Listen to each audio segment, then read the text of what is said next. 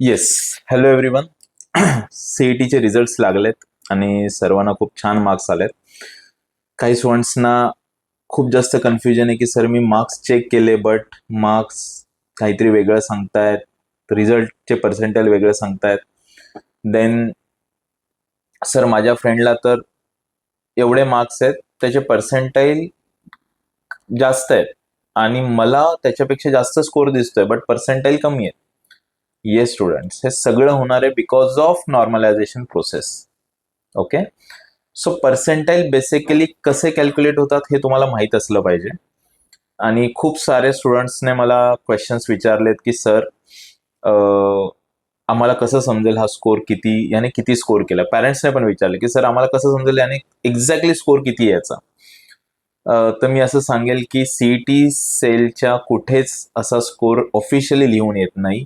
प्रत्येक जण they can predict it की येस किती स्कोर असू शकतो, but perfect answer nobody can give you. But काही क्वेश्चन्स जे अजून पण पॅरेंट्स स्टुडंट्सच्या मनात आहेत आणि माझ्याही मनात आहेत. ओके, आणि काही सजेशन्स आहेत सीईटी सेलला. Okay, we can just suggest it. Okay, आपण ॲज अ मी टीचर आणि ॲज अ आपण सिटीजन ऑफ इंडिया आपण गव्हर्नमेंटला फक्त सजेशन्स देऊ शकतो. ओके, आणि ते सजेशन्स असे आहेत माझ्याकडनं की सीईटी सेल तुम्ही पेपर घेता, डिफरंट शिफ्टमध्ये घेता. आय नो डिफरंट शिफ्टमध्ये डिफिकल्टी लेवल पण वेगवेगळी असते आणि त्या डिफिकल्टी लेवल वाईज तुम्ही पर्सेंटाईल कॅल्क्युलेट करता की बेस्ड ऑन किती नंबर ऑफ स्टुडंट्स काउंट आहे आणि त्याच्यानुसार पर्सेंटाईल डिसाईड होतात. ओके, हे बऱ्यापैकी स्टुडंट्सना बस एवढं माहिती. कॅल्क्युलेशन्स कसे होतात, तर कॅल्क्युलेशन्स तुमच्या बिलो किती नंबर ऑफ स्टुडंट्स आहेत divided by total number of students multiplied by 100 असं एक हे. बट मी असं म्हणेल की जर सीईटी सेलने इफ पॉसिबल टेक्निकली जर काही पॉसिबल असेल तर तुम्ही जर पर्सेंटाईलच्या सोबत रिझल्टमध्ये जर हे दिलं की याची शिफ्ट ही होती आणि या शिफ्टमध्ये या पर्सेंटाईलचं रेंज क्रायटेरिया हा आहे. दॅट मीन्स वॉट की 98 पर्सेंटाईल समजा एक ऍटलिस्ट असं जरी केलं 95 to 100 means how much marks at least तुम्ही रेंज दिली तिथे. देन खाली खाली तुम्ही जात गेले 90 to 95 म्हणजे किती मार्क्सची रेंज आहे. Then 85 to 90. तर मला असं वाटतं खूप जास्त कन्फ्युजन जे पॅरेंट्स आणि स्टुडंट्सच्या मनात ते क्लिअर होईल. कारण ऑलरेडी नीटचा पेपर फुटला गेला. नीटचा पेपर फुटल्यामुळे ना खूप नको नको ते प्रश्न आणि डाऊट्स मुलांच्या मनात येतात, पॅरेंट्सच्या मनात, इव्हन आमच्या टीचर्सच्या मनात येतात की जर नीट सारखा पेपर फुटू शकतो तर सीईटी मध्ये होऊ शकतं. We don't know. बट एक सुजाण नागरिक म्हणून आम्ही तरी आशा करतोय की ऍज अ टीचर म्हणून की असं काही होत नसेल. बट एकच रिक्वेस्ट आहे सीईटी सेलला की ऍटलिस्ट तुम्ही जो काही पर्सेंटाईल आहे त्याच्यासोबत ऍटलिस्ट रेंज द्या की याचे मार्क्स किती ते किती मध्ये असतील. टेक्निकली आय नो थोडंसं काम करायला लागेल तुम्हाला तुमच्या बॅकएंड टीमला, बट ट्राय करा ऍटलिस्ट की तुम्हाला तो रेंज देता येईल. सो ती रेंज जरी दिली तरी मुलांनाही समजेल की हा माझी ही शिफ्ट होती, या शिफ्टमध्ये असं असं स्कोर आहे, या स्कोरमुळे माझा हा रँक आहे. जो रँक नाही आपल्याला पर्सेंटाईल. सो थोडंसं कन्फ्युजन दूर होईल पॅरेंट्सच्या आणि स्टुडंट्सच्या मनातलं. आणि स्टुडंट्ससाठी पण मी एक सांगेल की बघा काही स्टुडंट्सना सपोज 120 मार्क्स आहेत आणि एकाला 110 मार्क्स आहेत, तर 110 वाल्याचे मार्क्स पण सॉरी याचेही पर्सेंटाईल त्याच्यापेक्षा जास्त असू शकतात. डिपेंड करते की त्याच्या बिलो किती नंबर ऑफ स्टुडंट्स आहेत त्या शिफ्टमध्ये. एखादी शिफ्ट टफ असू शकते, एखादी शिफ्ट इझी असू शकते. आता हे झालं एक रिक्वेस्ट आपली सीईटी सेलला.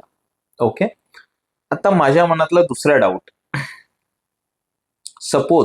सपोज एखाद्या शिफ्टमध्ये असे स्टुडंट्स गेले, मेजॉरिटी स्टुडंट्स असे गेले की जे स्टुडंट्स खूप कमी अभ्यास करून गेलेत. तर तिथे एखादा हुशार मुलगा त्यांच्यामध्ये पोहोचला, हुशार मुलगा म्हणजे ज्याने अभ्यास करून गेला आणि त्याच्या शिफ्टमध्ये असे मुलं आले, स्टुडंट्स आलेत की जे कमी अभ्यास करून आले. सो त्याचा जो काही स्कोर असेल तो ऑब्व्हियसली हाय पर्सेंटाईल जाणार आहे. सपोज त्याने 200 मधनं 120 स्कोर केला आणि सगळेच्या सगळे लो वाले आहेत, कमी स्टडी करणार आहे, तर त्याचा पर्सेंटाईल खूप हाय जाणार आहे. त्याचा 120च्या खाली जेवढे पण स्टुडंट्स आहेत ते students divided by total number of students into 100 हा त्याचा पर्सेंटेज झाला.